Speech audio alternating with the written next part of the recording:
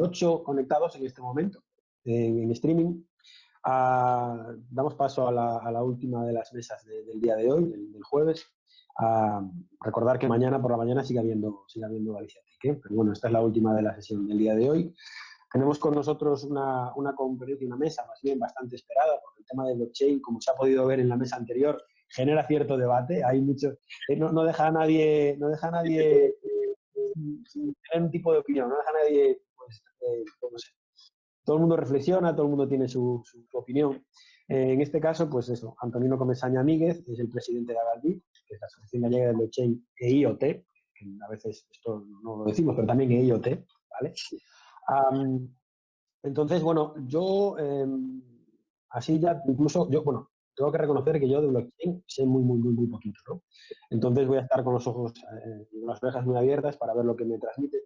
Sobre todo para ver tu opinión respecto a que es cierto que blockchain bueno, es una palabra, es una tendencia que últimamente se ha replicado, se está repitiendo, y se repite mucho, ¿no?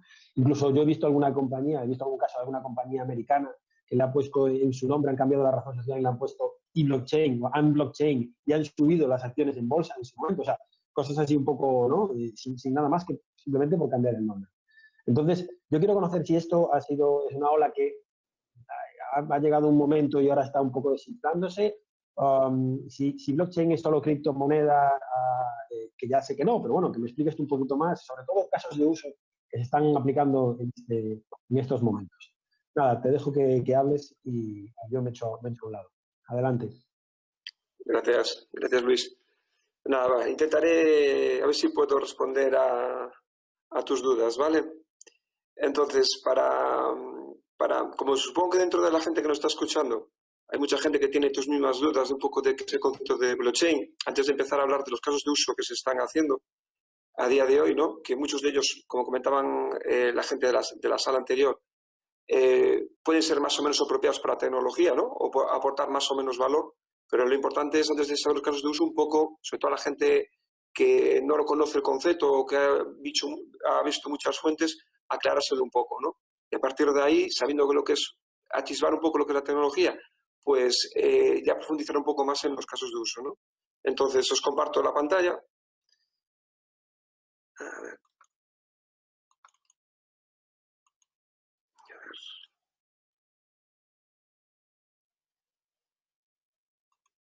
Bueno. ¿Se ve bien? Sí, perfectamente. Pues como os comentaba antes, ¿no? Fuera de que haya casos más de uso apropiados o no, lo más disruptivo de blockchain, si me preguntas, es que genera un nuevo concepto que se llama Internet de valor, ¿no? Pasaré a explicaros un poco, ¿no? Después de explicar lo que es concepto de valor, miraremos un poco por encima, sin entrar en partes técnicas, blockchain, casos de uso y sobre todo la parte que me interesaría que fuese la más dinámica sería la de preguntas, como suele ser siempre, ¿no?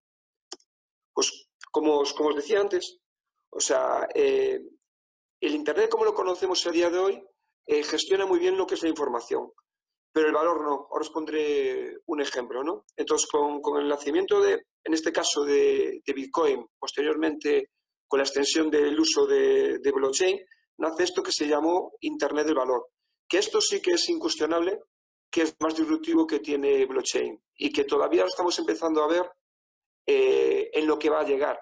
Porque imaginaros, cuando empezó Internet, allá en los 80, pues si alguien le hubiese comentado algo de redes sociales, pues te hubiesen visto con cara de loco, ¿no? Pues con esto es igual. Muchos de los casos de uso que estamos viendo a día de hoy, pues son trasladando un poco cómo comenzó el ordenador, ¿no? Cuando llegaron los ordenadores, lo primero que hacía la gente utilizarlos como máquinas de escribir, ¿no? Pues con esto es igual. Muchas veces estamos utilizando modelos de negocio antiguos, le metemos una capa de blockchain porque ganan un poquito más de eficiencia o porque tiene marketing o por distintos conceptos, pero lo que de verdad va a ser disruptivo a día de hoy seguramente no lo estemos ni viendo. Aunque haya sí casos de uso que, como comentaban antes, que son muy apropiados y que le encaja muy bien, yo creo que al final estos perdurarán. Pero hay otros que ni a día de hoy se les ocurre. Muchas veces, ¿por qué? Porque no solo depende del desarrollo de blockchain, es que depende de otras tecnologías cruzadas. Por ejemplo, ahora hay muchísimos proyectos de blockchain que se unen con Big Data e inteligencia artificial, ¿no? Entonces, no es una tecnología aislada, es una tecnología que está creciendo con otras y que en muchas partes tiene también una parte regulatoria y estatal que al final, si no se le crea unos cimientos apropiados, pues tampoco puede desarrollar todo su potencial, ¿no? Pero está claro que acaba de comenzar un camino que todavía estamos empezando a ver a un bebé en pañales, ¿no? Y a dónde nos puede llegar todavía no tenemos mucha idea de dónde nos puede llegar, ¿no? Entonces, esto que os decía antes, ¿qué es Internet del valor, no? Perdón. Mirar, en nuestro mundo tradicional, físico, si yo, cualquiera de vosotros que me estáis escuchando, os doy una manzana, el resto que estáis viendo, veis perfectamente quién tiene la manzana. Yo se la doy a una persona y enseguida es fácil de ver que yo me he desprendido de ella y que la otra persona la tiene. Entonces, si tú os preguntas al resto quién la tiene, pues la tendría Ana, la tiene Pedro. Y es incuestionable, ¿no? Pero en el mundo digital no pasa lo mismo. En el mundo digital, ¿cuál es el problema? Si en vez de esta manzana, imaginaros, fuera una entrada a un partido del Celta o del Deportivo, ¿no? Pues, y fuese digital, y yo me comprometiese a alguno de vosotros a vendérosla por internet, vale, y cerrásemos una transacción, vosotros no tendríais ninguna garantía de que ese activo digital, en vez de vendérselo solo a una persona, se lo puedo vender a 30 o a 40. Los activos digitales, por definición, son replicables. Entonces, ese es el mayor traba que tenía el Internet del valor para poder transferir valor y no solo información. Necesitábamos siempre un tercero de confianza, ¿no? Pues un banco que intermediase entre dos personas que desconfían para poder casar intereses, ¿no? Por ejemplo, muchas veces cuando hacemos una transferencia, como os decía antes, de un banco, tú no la haces, o sea, tú la ordenas, pero al final quien está intermediando para que pueda llegar ese valor, ese activo digital a la otra persona, es el banco, gestionando sus bases de datos, interconectándose con otros bancos, y la complejidad que muchas veces tiene una transacción que a los que no estamos metidos en ese mundo, pues desconocemos, ¿no? Entonces, lo más disruptivo del nacimiento, en este caso, en el año 2008, de Bitcoin, ¿no? Es que permite que podamos entre particulares, de verdad, el transferir valor, ¿no? Transmitir información, está clarísimo que Internet hasta ahora lo ha hecho maravillosamente y lo sigue haciendo, ¿no? Pero lo de transferir ese derecho, un poder, como os comentaba antes el ejemplo desde la manzana, sin que haya alguien por el medio, hasta el nacimiento de Bitcoin y de blockchain, era imposible que entre particulares pudiésemos hacer eso, por lo que os comentaba antes, no había capacidad de destruir en origen la no pertenencia, o sea, que tú ya te desprendías de ese activo digital, ¿no? Por lo que os decía antes, yo podía replicarlo las infinitas veces, ¿no? Pues con el nacimiento de Bitcoin y blockchain y con su base matemática y criptográfica que tiene debajo, esto es ahora posible, ¿no? Aparte de ese nacimiento, con el nacimiento posteriormente de plataformas, por ejemplo, como la de Ethereum, ya no solo es posible que yo pueda transferir este valor entre particulares, ¿no? Sin una tercera persona, es que además puedo condicionar su uso. Por ejemplo, a día de hoy, sobre todo si tenéis hijos, los que tengáis hijos, ¿no? Y están en época de estudiar, si yo tengo un hijo y me pide 100 euros porque quiere comprarse libros, yo le doy los 100 euros y al final no sé si van para libros, van para copas o para lo que sea, ¿no? Con esta capacidad de smart contract yo podría transferir este token con una condición de uso. Y la condición de uso no es la que yo he predefinido previamente en el smart contract, no se gastaría, ¿no? Es una capa que ya no es solo el poder transferir valor, es que puedo condicionar su uso, ¿vale? Y eso todavía abre más la capacidad de expansión de esta tecnología, ¿no? Como os decía antes, todo esto nació con un white paper en octubre del 2008 de un tal Satoshi Nakamoto, que nadie sabe quién es un grupo de personas, y después en enero del 2009 con el nacimiento de la plataforma de Bitcoin. ¿Vale? Pensar que esto no es, esta persona, este grupo de personas que crearon esto, no lo sacaron de la nada. Había muchas bases matemáticas, criptográficas, ideológicas que venían de atrás, ¿no? Lo que pasa es que solamente esto cuajó en esa época, porque si recordáis, en esa época estamos viviendo una crisis financiera bastante gorda y la confianza en las instituciones estaba en entredicho. Y Bitcoin y ese tipo de tecnologías, cuando no hay confianza entre actores, funcionan muy bien. Porque pensar, en esa época, y lo que quería evitar el nacimiento de Bitcoin era que había una gran dependencia del sistema financiero, que es un sistema totalmente centralizado. Entonces, lo que quería bascular a sistemas totalmente distribuidos, donde entre particulares pudiésemos buscar soluciones.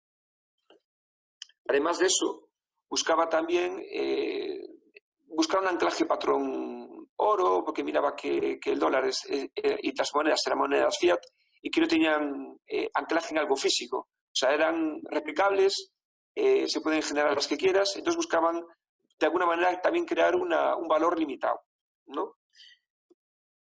Para explicar el concepto de blockchain muchas veces lo pongo en las charlas y a la gente le suele gustar, es sacarlo del contexto del mundo digital, ¿no? Y os voy a poner un ejemplo que creo que aclara mucho qué es blockchain, ¿no? Porque si leéis por muchos sitios hay muchísimas definiciones. Generalmente va en función de si son desarrolladores, si son abogados, empresarios, hay 1000 definiciones, ¿no? Y cada una de ellas pone el foco en cosas distintas. Entonces me gusta este ejemplo porque al final saca el hilo básico de lo que es blockchain. Y yo creo que se puede entender muy bien, ¿no? Imagina que todo lo que estamos ahora, los casi 90 que estamos ahora en la sala, ¿no? Nos vamos y fundamos nuestra criptoaldea, ¿no? Y queremos definir una manera de poder hacer esas transacciones que os comentaba antes, pero sin una figura centralizada, ¿no? Y para hacerlo más entendible, vamos a quitar el mundo digital, no va a haber ordenadores, ¿no? Vamos a volver al mundo tradicional. Entonces, podemos llegar a un acuerdo como este, ¿no? Podemos marcar unas reglas que es, nos repartimos entre todos unas libretas de estas viejas, como había antes de los libros de contabilidad, ¿no? Que venían numeradas, ¿no? Pues nos repartimos unas libretas todos con unas hojas numeradas. Como somos muy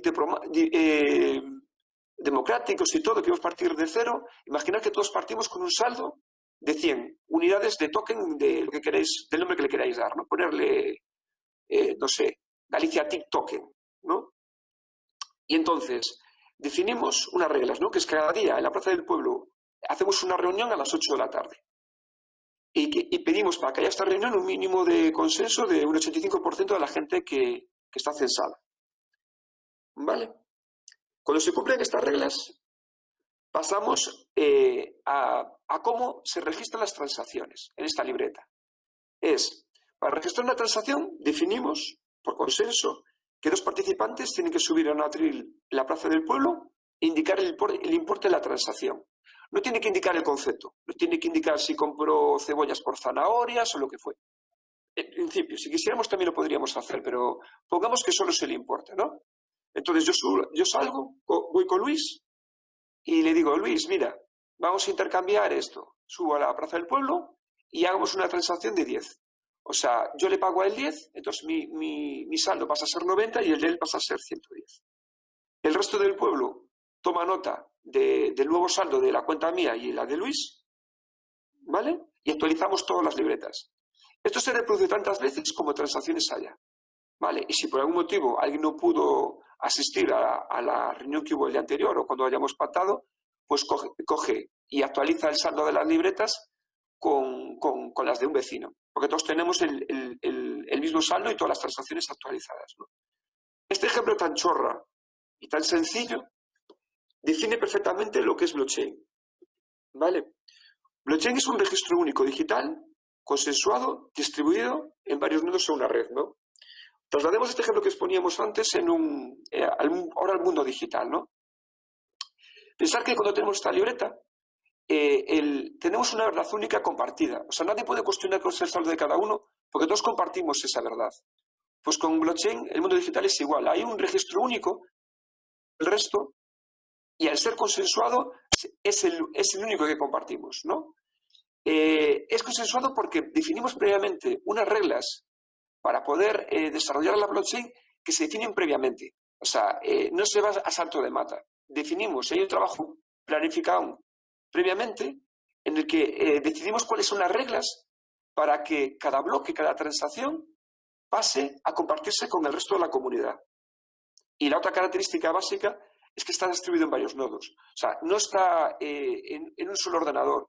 Hay una gran distribución. En nuestro ejemplo no está en una sola libreta. Están cientos o miles de libretas, todos los que participemos. Si alguien pierde la libreta o es destruida, no se ve comprometida la red. porque es fácilmente copiable en otra. ¿Vale?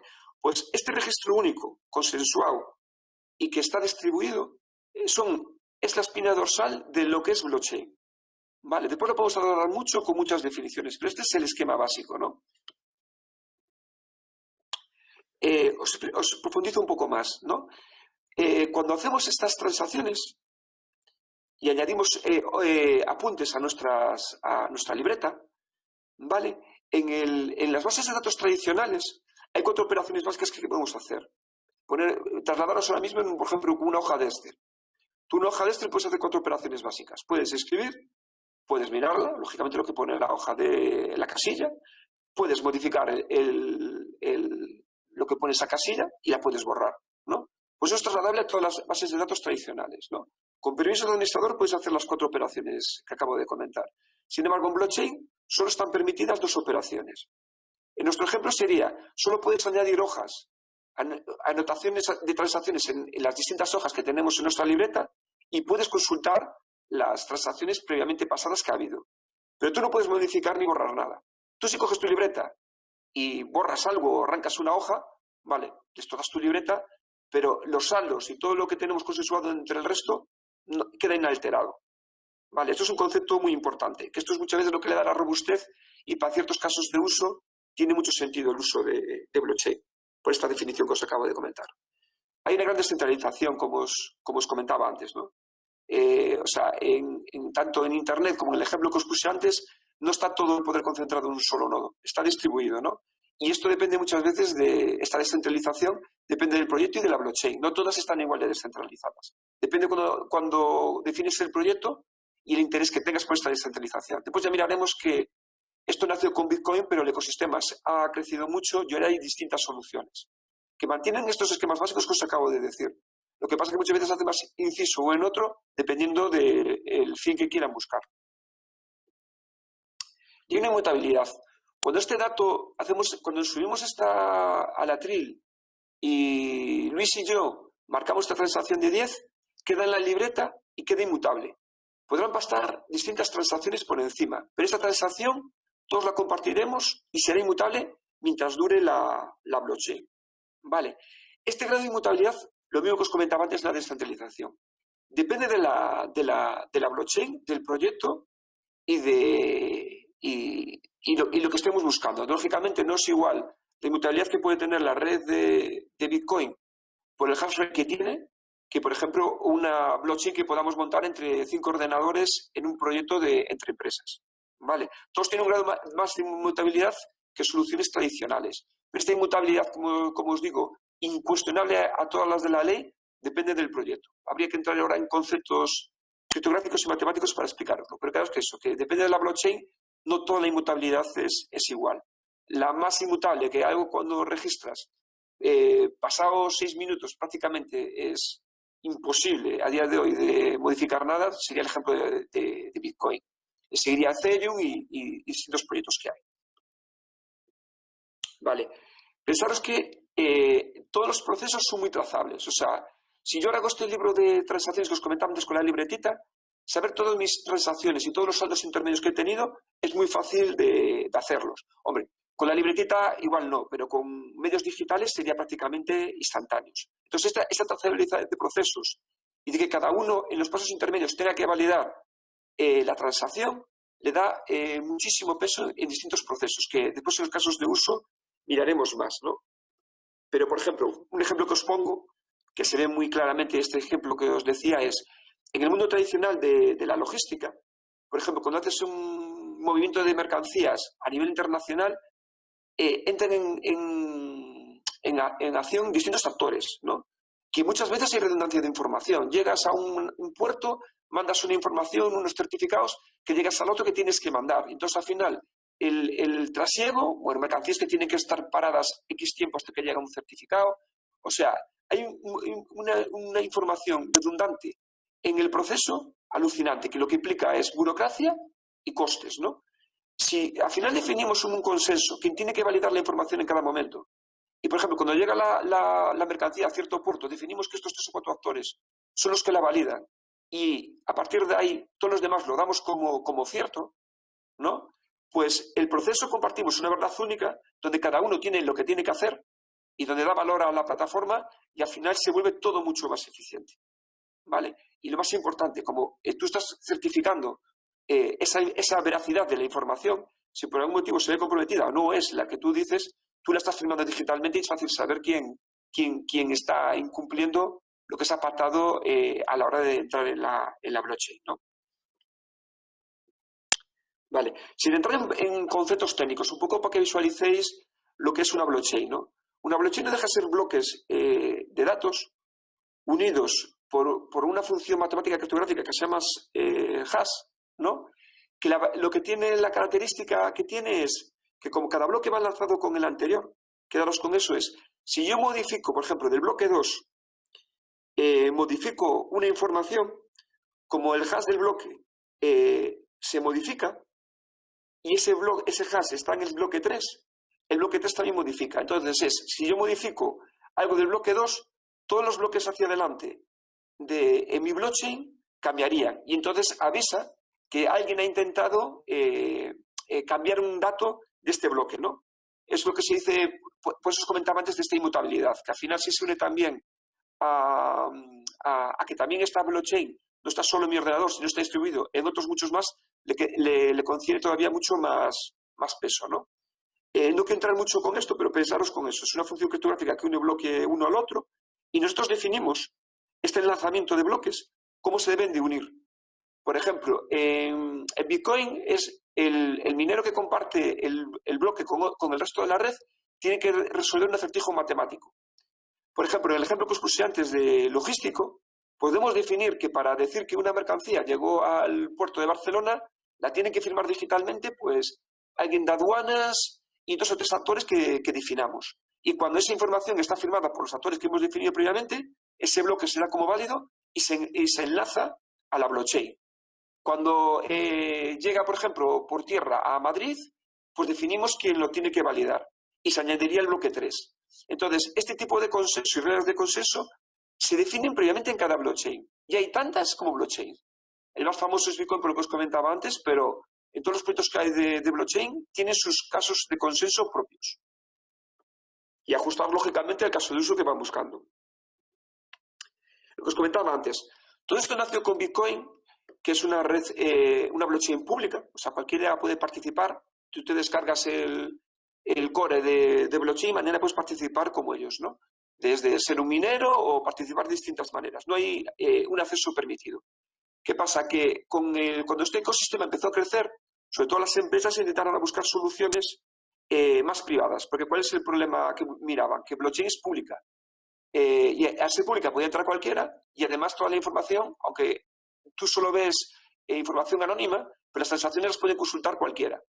Entonces, esta visibilidad a las empresas no le gusta porque va contra su core del negocio, lógicamente, ¿no? Entonces buscaron soluciones permisionadas, donde hay actores identificados, hay roles definidos previamente, que al final eso también lo que permite es que sean redes más eficientes a la hora de hacer transacciones más rápidas que, por ejemplo, las públicas. Las públicas, como cualquiera puede participar, el que también quiere participar también puede ser un hacker o alguien que quiera tumbar tu propia blockchain. Entonces eso, criptográficamente y matemáticamente, a la hora de las reglas de consenso, las vuelve mucho más rígidas y buscas reglas de consenso como el Proof of Work, prueba de trabajo, que es, por ejemplo, la que utiliza Bitcoin, o Proof of Stake, que son matemáticamente más complejas y muchas veces las vuelven más lentas, porque buscas esta seguridad, ¿no?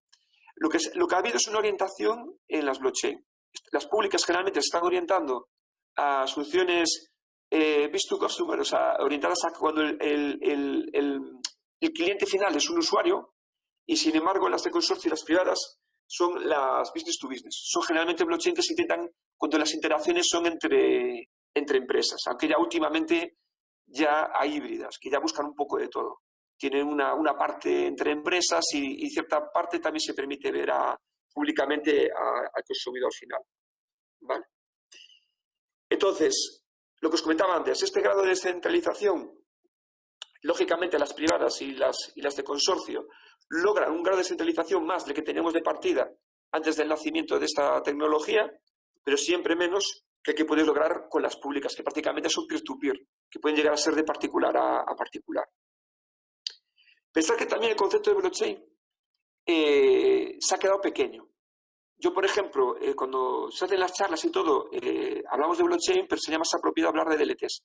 ¿Qué pasa? Como el marketing y la prensa la tiene blockchain, si hoy la charla fuese de DLT, pues a lo mejor en vez de haber 85 o 90 personas habría 20. ¿Sabes? Porque no tiene el mismo push que tiene blockchain, ¿no?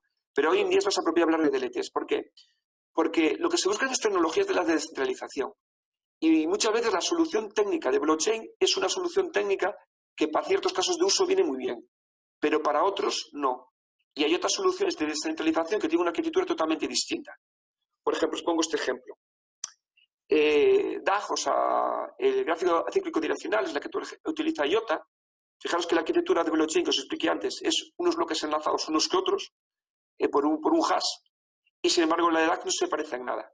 ¿Por qué? Porque la de blockchain hace cosas muy bien, es muy eficiente, pero por ejemplo la de DAG está pensada para Internet of Things, o sea, para Internet de las cosas, o sea, para millones y millones de dispositivos conectados a la vez y que necesita muchísima rapidez.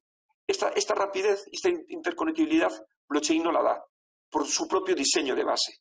Entonces se han buscado soluciones distintas. Entonces por eso es más apropiado hablar de DLTs, porque hay distintas soluciones para la descentralización y muchas veces de ellas no tiene que cuadrar con una arquitectura blockchain. Vale. Como os comentaba antes, ya estamos en los casos de uso. Voy a ver cómo voy de tiempo, porque generalmente tengo mucho rollo, que creo que hoy voy bien. Sí, voy bien. Os digo, lo que os decía antes, ¿no? En los casos de uso, yo os voy a enumerar los que hay.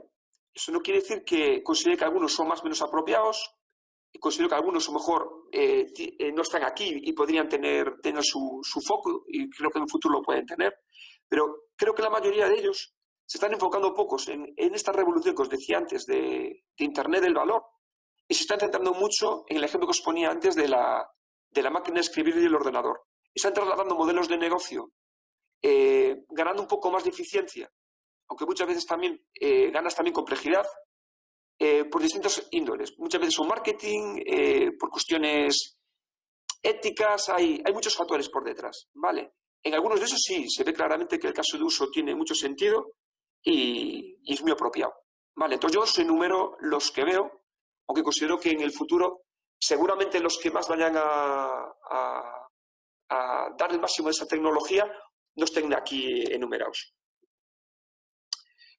Su primer uso fue como medio de pago con el nacimiento de Bitcoin y lógicamente es el más desarrollado.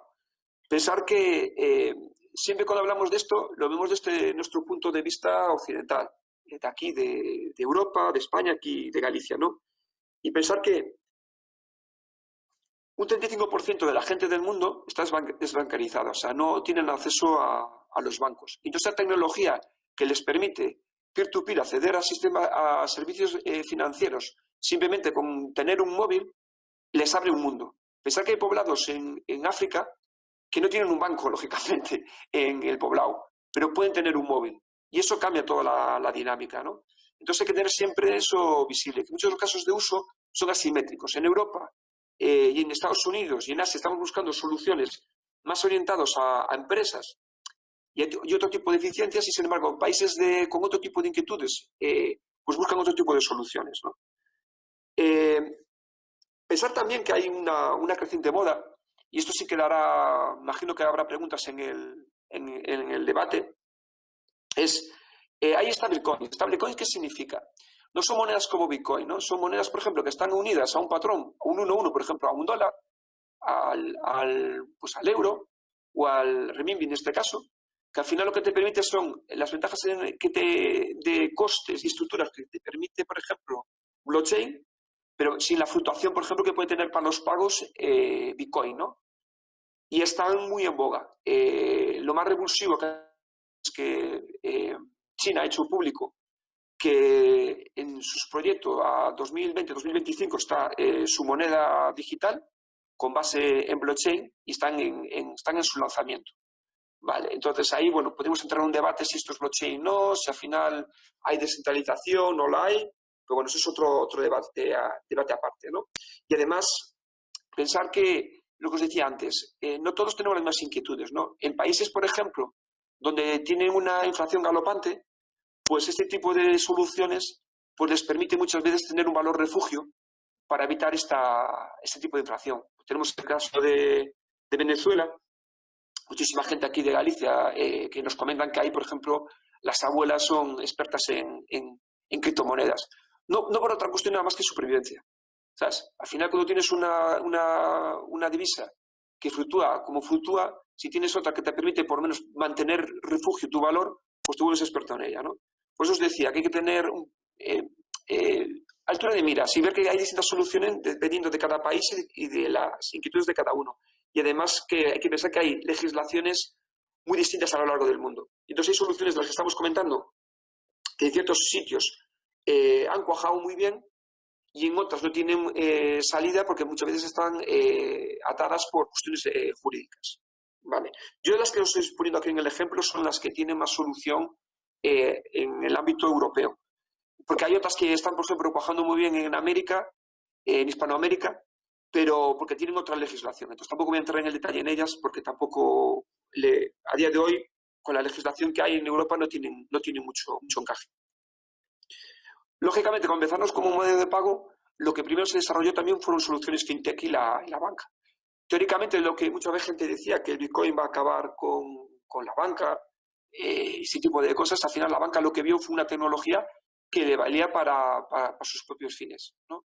Y la están utilizando. El ejemplo es lo que os digo, que el 85% de las soluciones fintech o usan o tienen previsto usar en breve tecnología blockchain. ¿Por qué? Porque por su propio diseño elimina intermediarios, reduce tiempos y es más eficiente. No es más que eso, son eficientes a la hora de procesos. Utilizas base criptográfica y matemática que te permite ser mucho más eficiente en tus procesos. Que en vez de interconectar bases de datos, que muchas veces cada uno son distintas y son muy laboriosas y muy costosas, pues hacer procesos de que te llevaban antes días y semanas, hacerlos en minutos.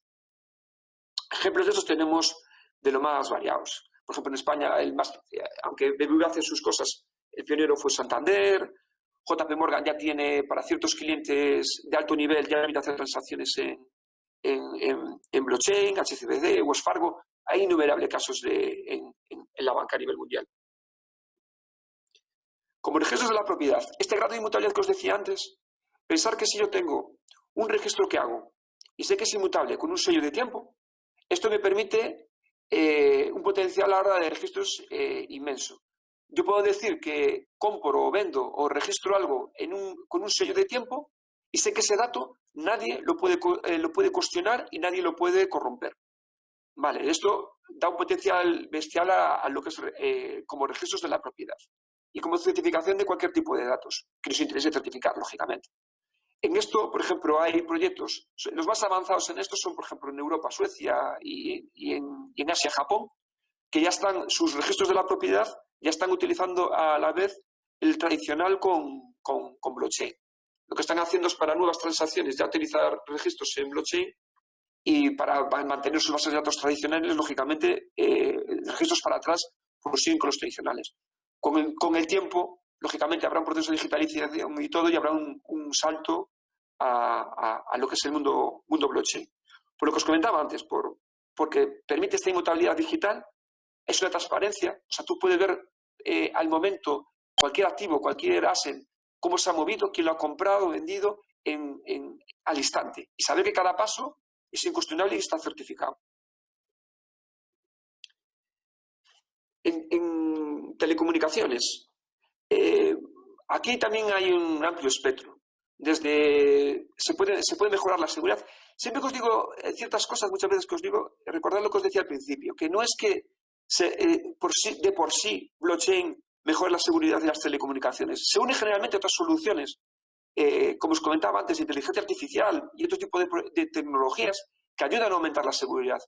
No de por sí solo blockchain, ¿no? Pero lógicamente aún hay esfuerzos por aumentar la seguridad. Amplía gamas, desde poder tener fabricantes de teléfonos, aplicaciones nuevas y hasta monederos digitales para distintos usos. Por ejemplo, cuando hay roaming, pasa muchas veces lo que pasa con los bancos, ¿no? Que hay muchos actores con distintas bases de datos, distintas estructuras del dato, Y interconectar estas bases de datos es hiper complejo. Pues con el mundo de telecomunicaciones pasa lo mismo. Desde que es compleja la facturación, hay muchos fraudes, es difícil identificar usuarios. Entonces, este tipo de procesos permiten allanarlos muchos y hacerlos mucho más ágiles.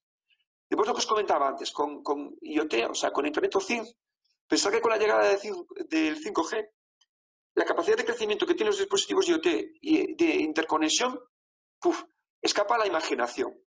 Pero ¿qué pasa? Su crecimiento exponencial está muy limitado por dos motivos. El primero es la seguridad, porque no pueden crecer si se pueden cuestionar su seguridad, porque en ciertos procesos igual no es de importancia, pero en otros, por ejemplo, es vital. Imaginar lo que pueden ser coches autónomos andando por la ciudad sin un grado de seguridad importante. Un hacker o algo ya no es una cuestión de que entre a tomarte datos, que puede tomar el control del coche. Entonces, antes de que esta tecnología escale, necesitamos un grado de seguridad importante, que blockchain en esto puede, bueno, más que blockchain, lo que os decía antes, tecnologías de la descentralización pueden ayudar mucho en esta seguridad y sobre todo en la conectividad. Pensar que los sistemas tradicionales de cliente-servidor no tienen mucho sentido cuando se tienen que conectar millones y millones de dispositivos a la vez. Tienen que ser conexiones de peer-to-peer, como os definí antes con la arquitectura, que encaja muy bien con DLTs distribuida, en el que se interconecten entre ellos y se sepan gestionar.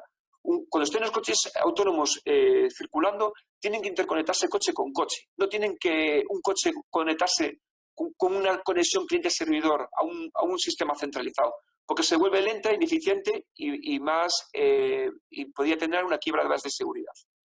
Vale. Entonces, en este tipo de cosas hay un crecimiento muy, muy potente. ¿Quién está implementando esto? Pues, por ejemplo, lo del roaming en fraudes de agilidad telefónica en España, Deutsche Telekom, Vodafone. Hay proyectos, por ejemplo, en criptomonedas que es IOTA, que ahí también pues están fabricantes de coches, por ejemplo, como Volkswagen, de componentes como Bosch. O sea, hay un mundo ahí. Sanidad. Aquí, grandes proyectos de grandes multinacionales no hay. O sea, lo que hay es muchas startups que están intentando hacer sus pequeñas cosas, ¿no?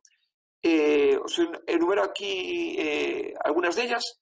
Bueno, os me olvidé comentar, si alguien quiere la presentación, pues que me lo haga indicar, mande sus datos por el chat, o bueno, le mando después al final están mis datos, que me los pida, que se la hago llegar sin ningún tipo de problema, ¿no?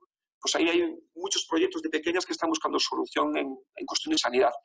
En sanidad, ¿dónde está más el potencial, no? Pensar que, por ejemplo, nuestros datos sanitarios pertenecen a todo el mundo menos a nosotros mismos, ¿no? No somos propietarios de nuestros datos. O sea, hay distintas bases de datos donde hay registros de incidencias médicas que hemos tenido.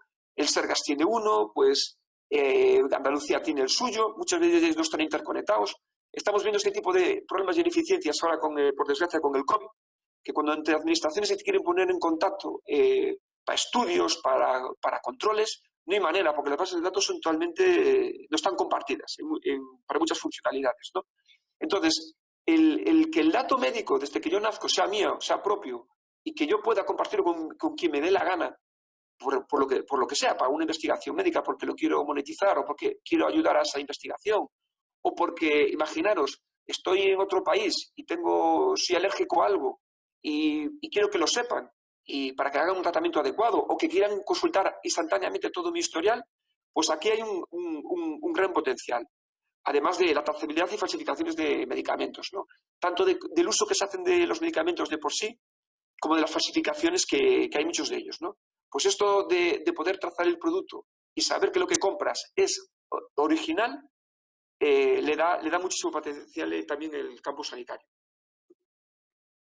Educación. Esta inmutabilidad y esta capacidad de poder certificar un dato con un sello de tiempo, pues la hace ideal, imaginaros, para documentos, ¿no? Si yo tengo un documento de un título que he tenido y yo lo certifico en blockchain, lo que les comentaba, en las blockchains de máxima inmutabilidad, por ejemplo, un caso de un Bitcoin o un Ethereum, ¿no? Pues nadie puede cuestionar que yo he hecho ese título y que yo soy quien lo ha hecho, ¿no? Entonces se está utilizando mucho para ese tipo de documentos, ¿no? Ya mucho más a más nivel, pues puede dinamizar el proceso de la educación. desde profesor-alumno de una manera más directa, que hay una parte reputacional donde los mejores profesores pues tengan mejores contenidos, plataformas que puedan monetizarlo, que yo pueda hacer exámenes presenciales con una certificación oficial sin tenerlo que hacer de manera presencial, ¿no? Hacerlo de manera remota. Pero, por ejemplo, para que estos tipos de procesos se escalen, se necesita parte regulatoria y también una identidad digital que dé del Estado, ¿no? Esos son procesos que comentaba antes, que muchas de las soluciones y casos de uso que hay no dependen solo del nivel de madurez que tenga blockchain, sino de otro tipo de soluciones tecnológicas que también están pues, mejorando día a día. ¿Vale? Y plataformas que os comentaba antes de formativas, ¿no? Y pues lo que os decía, trazabilidad del proceso, no voy a decir nombres, pero imaginaros, el caso que hubo hace unos meses de un máster, ¿no?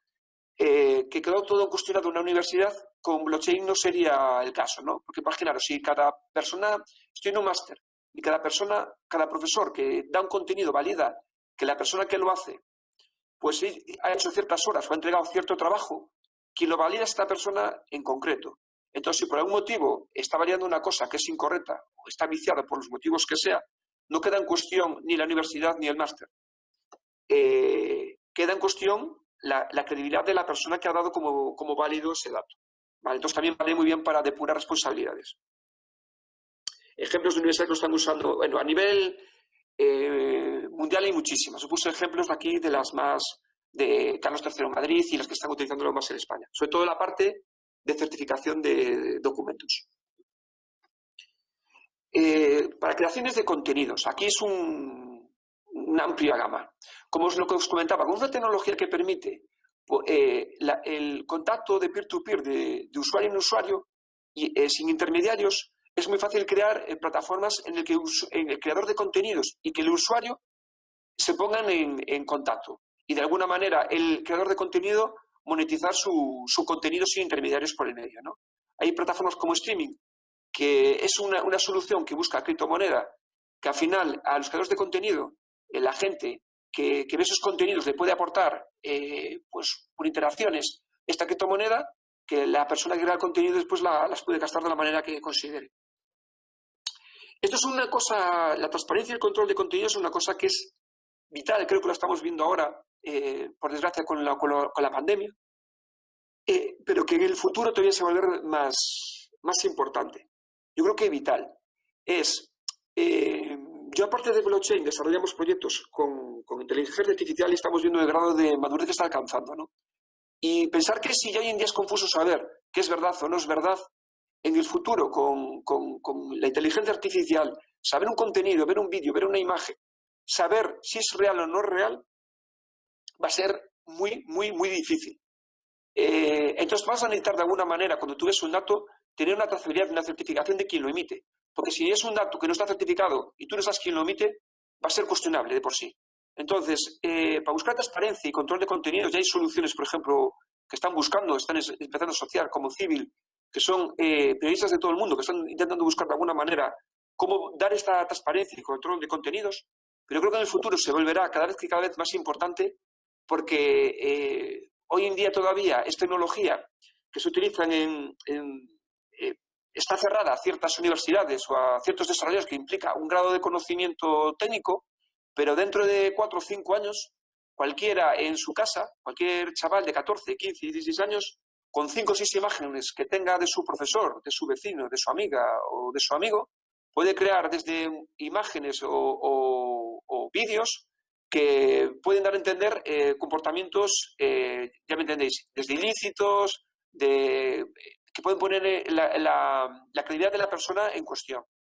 Entonces, es una cosa que con el tiempo tenemos que regular. Entonces, se está empezando a poner ahora las tablas para ello, ¿no? Después, como certificadores de autoría, ¿no? Lo que os decía antes, si se puede crear un sello de tiempo de un contenido y hashearlo y ponerlo en una blockchain, imagínate, soy un creador de una obra de arte y quiero que nadie cuestione que yo soy el creador, la puedo certificar y nadie, cuando pase el tiempo, puede cuestionar que yo en tal día y tal hora yo creé ese contenido, ¿no? Pues para ese tipo de soluciones también hay muchas, ¿no? Os comento ahí Cleary, MediaChain, hay muchas. En deportes, bueno, Voy a cortar un poco porque quería dejar los 15 minutos para preguntas y ya se está yendo el tiempo. Bueno, en deportes también. En deportes se está buscando un poco esta interacción que os decía antes de intentar de alguna manera buscar en primeros rasgos de Internet del valor. Se intenta buscar esta interacción entre usuario y creador, ¿no? Hay, por ejemplo, desde plataformas de eSport que permiten a los seguidores y a los jugadores monetizar partidas. Hay clubes de fútbol que, por ejemplo, ponen en juego unos tokens que tú compras y eso te da unas ventajas de interacción con el propio club. La UEFA, esta trazabilidad que os comentaba antes, permite que la UEFA pueda las entradas venderlas al cliente final con una certificación y una trazabilidad que evita falsificaciones. Después hay otros ejemplos, por ejemplo, de uso como Global Talent, que es, imaginaros que soy alguien que soy un atleta o tengo una habilidad, ¿no? Y necesito financiación, alguien que crea en mí, ¿no? Pues tú puedes apostar por esta persona pues puede decir que si triunfa, pues mira, desde parte de sus royalties de publicidad o de sus ingresos los puede repartir entre la gente que la ayudó desde el principio o cartas firmadas o cualquier prenda deportiva que pueda darle valor el que le ayuda. O sea, ahí se pueden buscar distintas soluciones. Tanto desde el alimentario y el logístico ha habido un gran crecimiento porque en realidad las empresas la están utilizando mucho, ¿no? Con blockchain se puede, si quieres, y con otras tecnologías que se pueden utilizar acorde con ellas, se puede evitar falsificaciones. Entender cómo evitar falsificaciones que la persona que compre el producto tenga certeza al 100% que el producto es verdadero. El comprar falsificaciones va a ser imposible, porque siempre al final, si yo me quiero poner una venda y me voy a un mercadillo, me compro un bolso de Chanel por 10 euros y se cree que es un bolso de verdad, pues bueno, eso nunca pasa a evitarlo, ¿no? Pero la parte de el cliente que de verdad quiere comprar un Chanel, tener garantías al 100% que el producto que compra es un Chanel, hoy en día con blockchain, la trazabilidad y soluciones técnicas que hay, es totalmente real, ¿no? Eficiente reducir trámites, el ejemplo que os ponía antes de logístico a nivel internacional, ¿no? Hay una ineficiencia burocrática que al final todo esto se puede simplificar y reducir costes, ¿no? Trazabilidad de lotes, o sea, tú, por ejemplo, cuando hay un problema alimentario, muchas veces saber cuál es el lote es muy difícil y al final acabas teniendo grandes cantidades de alimentos porque no tienes capacidad de identificar el lote en concreto. Eso te lo permite. Son cosas que están utilizando a día de hoy ya Walmart en Estados Unidos con sus proveedores. Da transparencia y visibilidad de cara al cliente final. Si yo quiero que mi proceso creo que es encomiable y yo creo que el cliente lo vea, lo puedo compartir con el cliente final. Actores intermedios que hay que a día de hoy no tienen visibilidad. Imaginaros, hoy en día hay un paraguas de marca, pero por ejemplo, si yo quiero tener proveedores con conciencia ecológica que utilizan, por ejemplo, camiones eléctricos y quiero que lo sepan, a día de hoy no tienen visibilidad ese tipo de proveedores. Sin embargo, si hubiese una transparencia a la hora de compartir todo el proceso con el cliente final podría premiar a la gente que utilice como proveedores a esta empresa de transportes ecológica, ¿no? Se abren muchas vertientes que todavía están empezando a nacer, ¿no? Lo que os decía un poco antes, también de puras responsabilidades, ¿no? Si alguien en el proceso, pues, la lía, pues a día de hoy está clarísimo quién es, porque es fácil trazar y saber quién trajo la carne en mal estado, quién introdujo cosas que no debía haber introducido en el proceso. O sea, es fácil de trazar y de puras responsabilidades, ¿no? Os pongo muchos ejemplos en esto. Por ejemplo, está el logístico que os decía antes de Maersk y IBM, en suministros Walmart, Carrefour, que utilizan IBM Fustrack.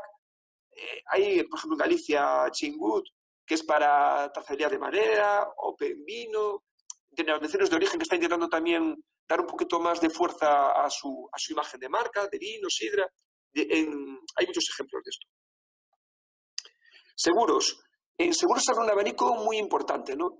Porque, como os comentaba antes, Smart Contract, ahora no quiero entrar técnicamente en él, pero un Smart Contract, para que lo entendáis, es, yo puedo marcar algunas condiciones que si se cumplen, ese contrato se auto-ejecute, ¿no? Esto para un seguro lo que permite es un ahorro de costes grandísimo y transparencia con el cliente final. Os pongo un ejemplo muy claro. Imaginad que yo contrato un seguro de viajes para retrasos o cualquier tipo de cosas, ¿no? Yo viajo en avión y por algún motivo mi avión llega tarde. Y yo tengo un seguro firmado con una compañía, ¿no? A día de hoy tengo que llegar, hacer una constancia, mandar papeles, no sé qué, no sé cuánto. Si hay un smart contract que está ejecutado en este tipo de seguro, tiene capacidad de poder ver la hora que llegó el vuelo, saber a la hora que tenía que haber llegado y si se cumplen las condiciones que tenía marcadas previamente, autoejecutarse y directamente indemnizar con la cláusula que estaba hecha. Vale. Esto lo que da es transparencia, ahorros de costes, eficiencias bestiales, ¿no? Y también abre un campo de microseguros por los costes en el que cosas que a día de hoy no pueden asegurarse se pueden asegurar con otros smart contracts. Pues en las aseguradoras hay consorcios creados, por ejemplo, que están buscando ese tipo de soluciones. Tenemos a Aegon, Allianz, hay muchas en ese tipo, buscando ese tipo de soluciones. Ya para acabar, energía, no voy a entrar mucho, un poco también lo mismo que os comentaba antes. Hay distintos actores que interactúan entre ellos, que necesitan mapmakers, que necesitan crear mercados, gente que genera electricidad eficiente, ecológica, y tú no sabes garantizar si la electricidad que te llega es ecológica, no, es verde, no es verde. Hay muchísimas soluciones y como hay distintos actores, blockchain allana mucho el camino.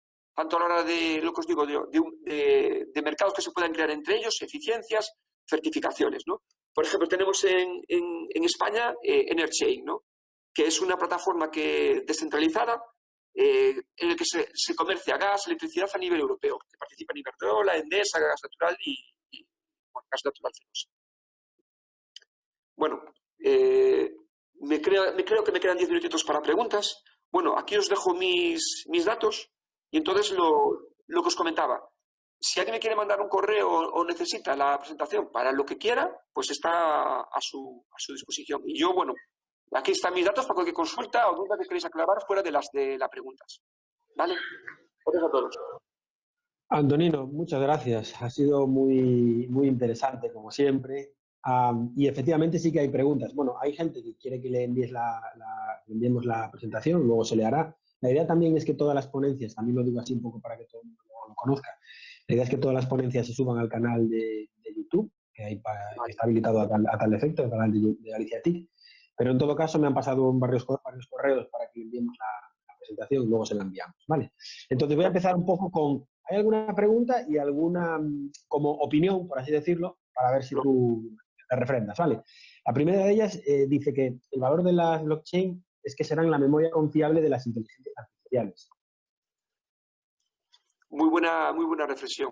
Sí, sí. O sea, totalmente de acuerdo. O sea, por eso os comentaba yo al final que esto son tecnologías interconectadas. Muchas veces por cuestiones de intereses propios, encuentro gente en el sector que parece que con blockchain solucionas todo, ¿no? Y cuando tú te pones a implementar cosas reales con las empresas, te das cuenta que al final hay cosas que valen y que no valen y que muchas veces tienen que ir de la mano de otras tecnologías. Y totalmente de acuerdo. Pensar que eso tiene sus cosas buenas y sus cosas malas. Esto surgió como una tecnología teóricamente para empoderar a la gente y crear una interacción del uno al uno, para empoderar a la persona como particular, pero mal usado, esa trazabilidad y esta inmutabilidad pues, es un arma muy potente en malas manos. Puede ser el gran hermano, pero llevado a escalas inimaginables. El ejemplo que comentaba, por ejemplo, de China, puede ser un claro ejemplo de esto. ¿Sabes? O sea, todas las transacciones trazadas a nivel de Estado, pues, unidas a herramientas de Big Data y de inteligencia artificial, no os quiero contar nada. Hablabas antes de lo de unir tecnologías. Quizá por el peso que tuvo blockchain o la palabra en la tendencia de estos últimos años, se estaba utilizando más como una finalidad que como un medio, ¿no? Es decir, vamos a intentar hacer algo para utilizar blockchain más que vamos a ver cómo blockchain me puede ayudar para hacer algo que yo ya estaba haciendo de una manera y hacerlo de otra más segura, por así decirlo. Eso estás dando con la clave. A nosotros, por ejemplo, nos llegaban muchísimas startups que lo que tú comentabas antes, simplemente porque tenían que tener blockchain, porque se volvían más vendibles, querían que le hiciéramos soluciones, aunque no tiene mucho sentido en la propia respuesta, ¿no? Es lo que tú comentas, hay una confusión. Al final tú tienes que tener un problema real y como otras tecnologías, no solo en blockchain, que tú ves que tu tecnología soluciona problemas y que es eficiente a las que ya tienes. Porque muchas veces, si me ofrece un poquito mejor de rendimiento, pero me vuelve una complejidad técnica, porque precisamente desarrolladores de blockchain no sobran, ¿sabes? Sí. Pues no tiene sentido. Tú tienes muchas veces que ver si de verdad, en ciertos campos sí, porque tú ves, puedes cuantificarlos, tú puedes ver que este tipo de eficiencias, pues es un 15 o un 20% de tu facturación, tú ves que la implementación te va a costar tanto y tienen mucha solución. Entonces, al final siempre parte de lo mismo. Un problema y que una tecnología soluciona, que puede ser blockchain o otra, o blockchain unidas a Claro, otras. Yo no me he claro. encontrado soluciones de que blockchain de por sí. El ejemplo es que blockchain de por sí no es solo una solución, blockchain es una arquitectura que está englobada de otras matemáticas y criptográficas. Así de claro, Ujú. o sea se nutre de otras Sí. tecnologías para poder funcionar. Seguimos, vale, voy a hacer porque hay bastantes. Bueno, voy a leértelo casi literal, ¿eh? Porque hay cosas aquí que igual yo no las pillo muy bien. Mira, te digo, pregunta. Si tengo una cartera de Bitcoin con una clave pública X y una clave privada Y, por ejemplo, Uh -huh. ¿podrían crear con la misma clave pública en BCH y conseguir la clave privada con la que poder robar los fondos de la Bitcoin? A ver, si yo tengo Bitcoin con una clave pública, en la clave pública, hay una asociación criptográfica de la privada y es imposible. O sea, porque al final cuando tú utilizas Bitcoin, lo que hace tu clave privada... A ver, Bitcoin nadie tiene. O sea, lo que hay es una blockchain que compartes token, que en este caso son Bitcoin, y tu clave privada lo único que permite es liberarla para que se puedan usar.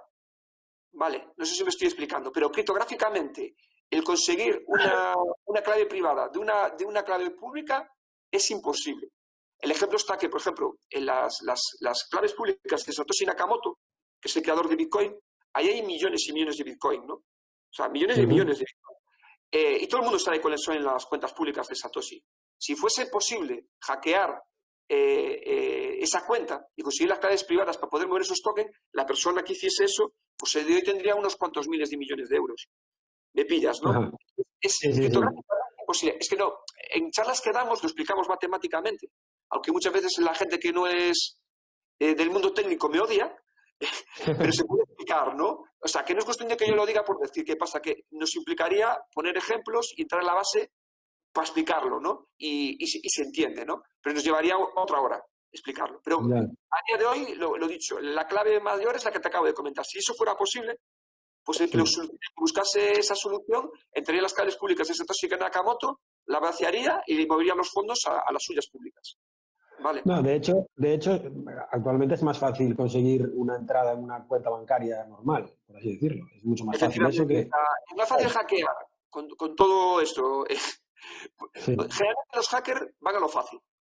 ¿Sabes? Yo tenía a mi hermana que me hacía gracia hace años que tenía un saxo y siempre le entraban a robar el saxo, ¿no?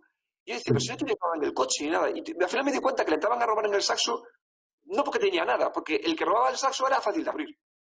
Ya, Porque ya, unos ya. son vagos por naturaleza. Entonces, si yo tengo que hackear algo de Bitcoin y tengo mil soluciones antes, mucho más fáciles y que me salen más rentables que eso. Y que tengo que destinar menos recursos para ello. Porque los hackers su tiempo son recursos. Si yo tengo que dedicarle horas y procesos, quiero sacar algo limpio. Y a día de hoy, por desgracia, lo tiene mucho más fácil sin complicarse tanto la vida. Claro, por eso. Más preguntas. Dice, en este momento estoy en un proyecto de blockchain para control de la información que pide, por ejemplo, una app. ¿Qué ventajas e inconvenientes crees que puede tener el control de la información en blockchain? Todo depende del uso final que tú tengas. A ver, ventajas o desventajas son una percepción muy subjetiva. ¿Me entiendes? Porque al final todo depende de la parte individual que queramos tener cada uno, ¿no? ¿Qué pasa? Al final habría que ver el proyecto y el caso de uso en concreto que tú quieres hacer, ¿no?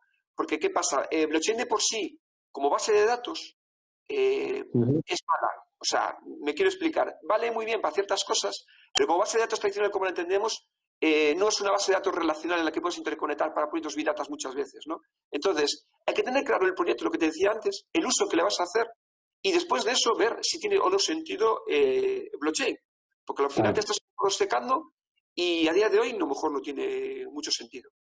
Entonces, para poder responder a la persona, lo he dicho, tiene mis datos, ¿eh? Cualquiera de las ujú. personas que hay, porque muchas veces son preguntas un poquito en el aire, nosotros en Galvita asesoramos gratuitamente a cualquier persona que esté interesado en difundir A- blockchain.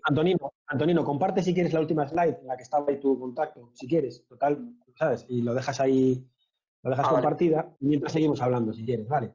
Sí. Te voy haciendo la siguiente pregunta. ¿Qué perspectivas de futuro le ves a las CBDC en el caso europeo? A ver, Europa, lo que le veo es a un nivel mucho más lento del que está China y Estados Unidos, por cuestiones de regulación. Porque tú fíjate al final un poco lo que estamos comentando. En esto de tecnología hay gente que quiere preservar más o menos los derechos del individuo, ¿no? Entonces, ¿qué Ajá. pasa? Está clarísimo que el que por cuestiones de diseño tiene menos problemas es China, ¿no? China nos está barriendo tanto en inteligencia artificial, blockchain, no solo en la parte teórica, sino en la parte de desarrollo, que es la que más marca la diferencia. Porque a la hora de derechos individuales de los individuos, lo hemos visto también un poco en el COVID, da un poco igual, ¿no? Ellos ordenan y mandan y obedecen, ¿no? ¿Qué pasa? En Europa es mucho más complicado, porque hay distintos países con distintas regulaciones, cada uno con un nivel más de preservar los derechos de sus individuos, y entramos en un conflicto bestial. Y Estados Unidos está a nivel intermedio. Vale, entonces, está clarísimo que dinero digital vamos a usar todos, eso está clarísimo. El emisor, pues se presupone que serán los bancos centrales y buscarán de alguna manera interacción con los usuarios finales, con los bancos de alguna manera tendrán un encaje. Pero Europa lo que lo veo es un poco tibio. O sea, veo que, como otras tecnologías, es igual que blockchain, van a una velocidad un poco lento. Entonces colaboramos con proyectos a nivel europeo con blockchain y están también en la parte formativa. O sea, están creando cursos para que puedan llegar a distintas capas de la sociedad. ¿Me entiendes? Cuando tú, por ejemplo, que te digo, China acaba de anunciar este año una criptodivisa. Que sí, que a nivel nacional, que cada vez irán dándole más uso, pero claro, no está a un nivel conceptual teórico, está a un nivel práctico. Y en tecnología marca la diferencia. Antonino, me viene perfecto lo que estabas hablando de la formación, porque la siguiente pregunta es, ¿plataformas o cursos para formarse en blockchain que recomiendes por tu experiencia? A ver, hay muchos. Por ejemplo, IBM tiene cursos gratuitos, Coursera, o sea, hay muchas soluciones. Buscar, hay bastante información. ¿Qué pasa? Que si tú buscas en YouTube, casi todo lo que vas a encontrarte está orientado a la difusión de criptomonedas y a la parte de inversión. Entonces, si tú quieres a la parte de proyectos o algo más a nivel empresa, tienes desde la fundación Linux, que es la que está detrás de Hyperledger, y después cursos que tiene IBM gratuitos y que muchas veces al final en distintas plataformas, que al final lo único que si tú quieres el certificado de conforme lo has hecho, pues pagas 30, 40 euros, ¿sabes? A día de hoy es lo que veo, ¿cómo decirte? Relación calidad-precio más barato. Después hay muchos másters que hay tanto ahora que están en universidades como más privados. Y bueno, depende del que me digas, pues lo puedo ver un poco mejor, peor, y ver si muchas veces lo que cuesta lo puedes conseguir tú moviéndote un poco, ya me entiendes, ¿no? Ajá, vale.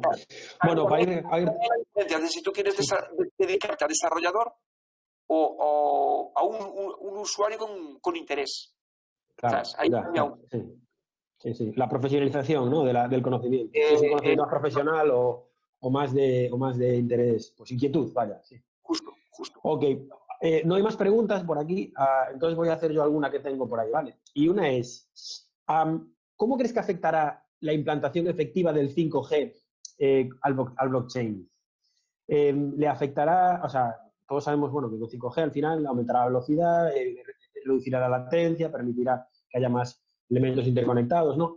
¿En qué crees que puede evolucionar el blockchain? ¿O tú crees que tampoco es que vaya a... Blockchain de por sí no lo veo en IoT.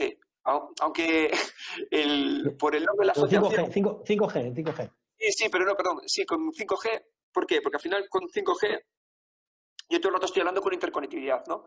Y al final, por diseño, la blockchain son lentas. O sea, aunque se buscan capas que no son de blockchain, que pueden hacerla un poco más ligera, más liviana, por diseño, por esa estructura de que cada bloque se tiene que validar con cada bloque, que tienes que marcar un consenso, se vuelve muy inoperante para soluciones de interconectividad. Vale, entonces, pueden tener ciertas soluciones parciales en cuestiones de seguridad, ahí sí que la veo, pero cuando hablas de interconectividad de dispositivos hay que buscar soluciones que no sean blockchain. Por eso os comentaba antes lo de DLTs. Por ejemplo, soluciones como IOTA y Tangle, que al final son son plataformas que cuando los dispositivos cada vez que se interconectan, cuanto más se interconecten, más segura es la plataforma, tiene mucho más sentido en este mundo de 5G. ¿Me pillas, no? Porque a día de hoy es, cuanto más yo ahora tengo Bitcoin, ¿no? Cuanto más usuarios tuviese, más ineficiente se volvería la plataforma, porque llega un momento que hay cuellos de botella por las propias velocidades de las transacciones que no se pueden saltar. Y eso lo que hace es que se vuelva para ciertas cosas muy bien, pero para soluciones de 5G y interconectividad sea muy mala. Sin embargo, soluciones como la de IoT, lo que hace es que si yo tengo una plataforma con 10 millones de dispositivos conectados y tengo otra que se conecta con 10 billones, es mucho más rápida de 10 billones que de 10 millones. Entonces son plataformas que cuanto más se interconectan, más el 5G en soluciones de LTEs que no tienen por qué ser blockchain. Vale. Pues nada, última pregunta y ya cerramos. Lo digo, no es una pregunta que tuviese yo, pero en la anterior mesa había alguna persona un poco escéptica con el tema del blockchain y sobre todo era escéptica por el tema del coste medioambiental en cuanto al coste energético y demás. No sé qué opinión tienes tú respecto sobre esto, si hay más mala prensa, ¿no? que realidad o que, no sé. Es difícil, te explico. A ver, está clarísimo que por el hash rate y por el uso de electricidad que se utiliza, por ejemplo, cuando se refieren a esto, generalmente se refieren a Bitcoin, ¿no? El Bitcoin, la seguridad y la inmutabilidad lo hacía antes, lo que comentaba antes, resolviendo un acertijo matemático, que eso implica capacidad de cómputo y cada vez es más complejo y implica cada vez más capacidad de cómputo y capacidad de cómputo es electricidad, ¿no? Entonces, ¿qué pasa?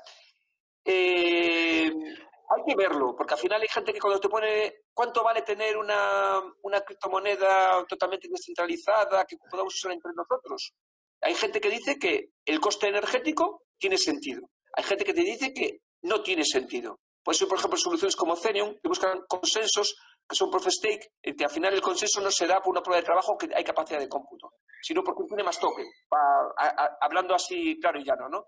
Entonces, están basculando otro tipo de consensos que no tienen este coste medioambiental. El que ha dado más claro el ejemplo es Ethereum, que ha pasado de un proof of work, que es como el que tenía, hablando claro, como el que tenía Bitcoin, con matices, a un proof of stake, al final no tiene este coste medioambiental. Vale. ¿Qué pasa? Que Bitcoin está cada vez más claro que al final, como medio de pago, lo veo muy complicado. ¿Sabes? Que sea hay gente que se despierta pensando que todos los días vamos a usar Bitcoin. Yo, sinceramente, desde mi opinión personal, no lo veo. Pero está clarísimo que hay gente que lo está utilizando como medio de inversión, como quien compra oro o otra utility. Entonces, sí, o en actividades un poco menos, ¿no?, legales. Hay de todo, porque al final, yo siempre lo digo, quien quiere hacerla, la hace. Con dinero fiat o con Bitcoin, está clarísimo. O sea, siempre culebrean. Pero tú, por ejemplo, hay gente que te dice, ¿cuánto cuesta extraer el oro a nivel mundial? O sea, ¿cuánta energía hay que destinar para generar oro, no? Pues lo extrapola Bitcoin, ¿no? Entonces hay un debate muy vivo. Entonces, ya ahí no me meto, ¿me entiendes? Si tú al final consideras que este coste energético tiene sentido para tener un bien de inversión equiparable al oro, pues vale, obtener esta capacidad de una moneda descentralizada totalmente fuera de los estados. Vale, ¿qué pasa? Que al final, está clarísimo que al final la complejidad cada año va creciendo, aunque la capacidad de cómputo cada vez es más rápida y hay una eficiencia energética, al final hay uso de electricidad, ¿no? Aunque muchas veces por propio, ¿cómo decirte?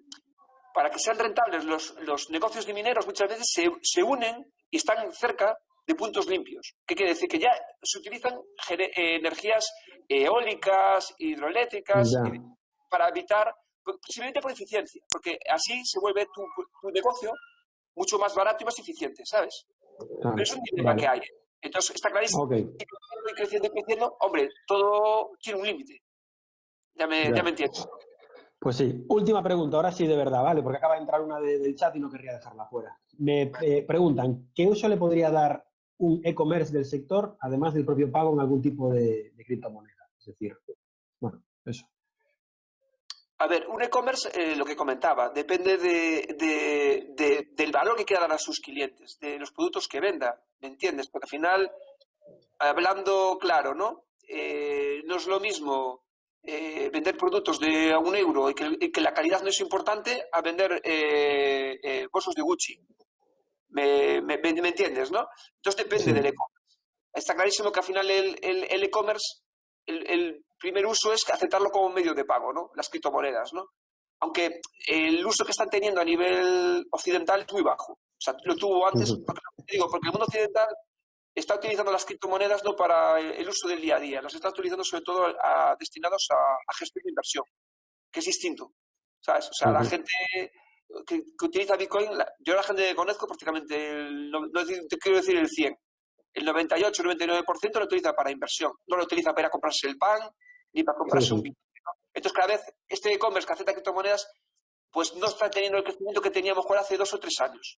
Igual que en otros casos de uso, que sí que veo que van escalando, ese está muy parado, porque Ajá. si no hay usuarios que la quieran usar, ¿me Mm. entiendes? No tiene mucho sentido lo de e-commerce. Y lo de e-commerce lo No, que te digo, y tampoco aporta un beneficio diferencial frente a utilizar otro tipo de moneda. Entonces, entiendo yo, tampoco, claro, entonces, no. de e-commerce por sí solo, generalmente lo que tiene sentido es cuando el e-commerce se integra en una cadena de valor. Imagínate, alguien que quiere vender un producto de calidad y tú eres como el distribuidor final del producto, ¿sabes? Entonces sí que tiene sentido. Imagínate, tú vendes productos de alta calidad y tú como último destinatario, pues quieres tener clarísimo que este cliente que compra un bolso de Gucci compra un bolso original con su certificado digital y lo más importante, que puedas generar map makers. O sea, si yo tengo un certificado digital y un token digital de este bolso, yo Mm. puedo garantizar digitalmente a otro usuario que este bolso es original. ¿Me entiendes? Sí, O sí, sí. sea, Y no lo digo yo, y no lo digo yo, sino que estará garantizado. Bueno. efectivamente, una dinámica entre usuarios muy potente. Y eso sí que daría una capa al e-commerce mucho más por encima de solo el medio de pago. Pero claro, es que cada e-commerce, he dicho, hay tantos e-commerce como productos. Entonces, pues lo que te decía Vale. antes, para todos no, depende del producto y del e-commerce y qué quiera hacer con este tipo de proyectos. Perfecto. Pues nada, pues hasta aquí hemos llegado. Hemos Vale, pero aprovechado que era espero la por lo última. menos tus dudas por lo menos haber aclarado alguna, ¿eh? No generarte No, sí, sí, más. sí. No, no, no, no, no. Yo lo tengo bastante claro. Vale, Eh, vale. bueno, eso, hemos aprovechado que aunque acababa la una esta mesa, era la última. Entonces, bueno, nos hemos comido, pues eso, 12 minutos que en realidad, como no eran de nada, pues oye, y nos ha Con, servido para aclarar. con el rollo que tengo te lo agradezco, ¿eh? Porque de verdad hoy tuve que ir por el aire. O sea, No, eso no, porque... pero mira, ya viste, ha habido como 8 o 9 preguntas, así, y cada una de un poco diferente. Entonces, bueno, está bien porque la gente participa, ha habido como 80, 90 personas en algún momento, y oye, pues está muy bien. Entonces, nada, te despido, Antonino, aquí, perdón, y invito a todo el mundo a que mañana vuelva a Galiciatica, el último día, la última mañana. Empezamos a las 10. Así que nada, gracias a todos por estar ahí y gracias a Antonino por tu disposición. Gracias, un Hasta abrazo. luego. Un abrazo.